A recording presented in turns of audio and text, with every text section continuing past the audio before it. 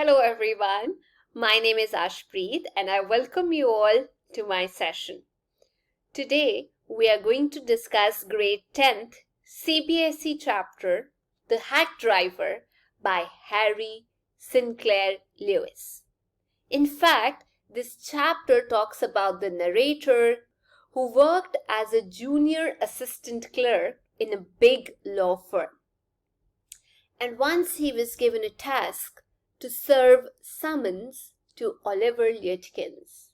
So let's see if he managed to accomplish this task or not. So the writer was a law graduate and he joined as junior assistant clerk in a big law firm. He was given job of serving summons on witnesses. Once he was sent to New Mullion, a small town that was 40 miles away. He was to serve summons on a man called Oliver Liutkins. And when the narrator reached New Mullion, his excitement about visiting a village was washed off because the village was not as per his expectation.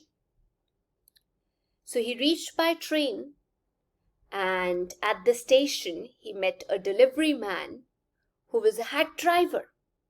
So the 40-year man looked very friendly and he offered to help the writer look for Oliver Liutkins.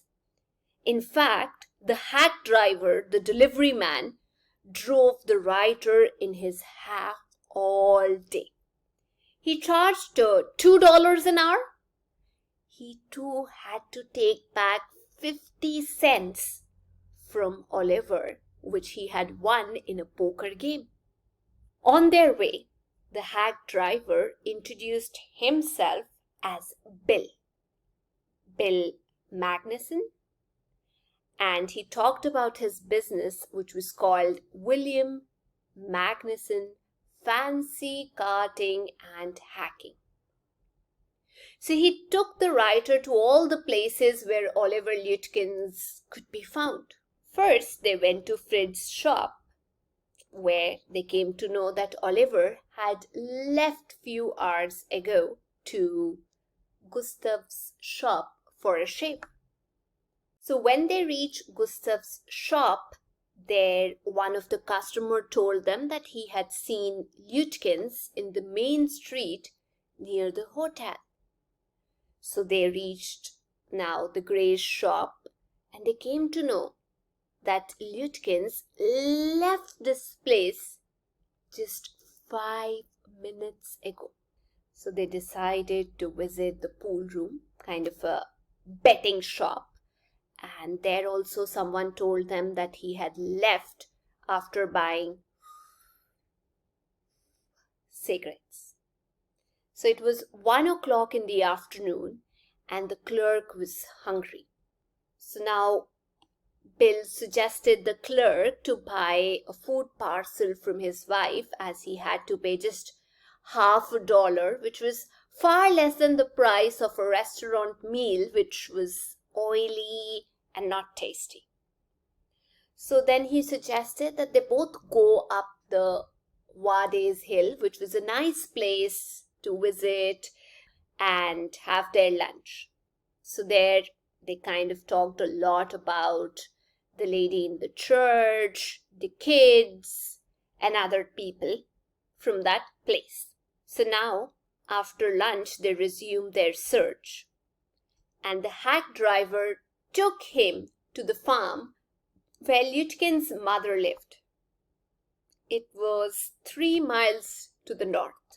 And to their shock, Oliver's mother, she took out a hot iron from the stove and threatened them to burn.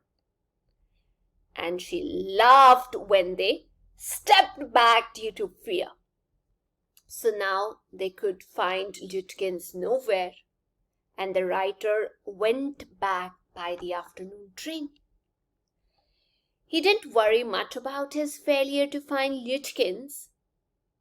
In fact, All this time, he kept thinking about the hack driver who'd been so helpful to him. He even thought of coming back to New Millen and serving there as a lawyer. But when he reached his office, the chief was terribly angry with him. He ordered the writer to go back and have the summons served. But now he was sent with a man who knew Liutkins.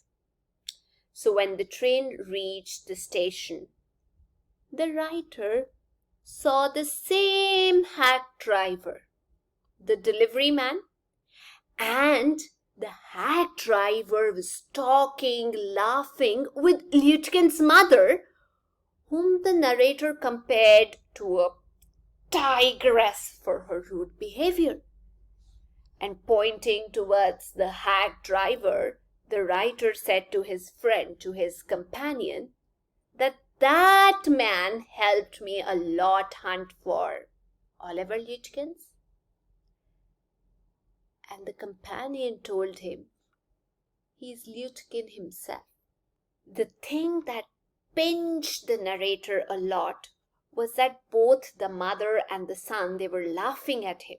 And in fact, they invited him to have a cup of coffee at their neighbor's place because that was the only house that they had left while looking for Oliver Liutkins. So that's all from my end, guys.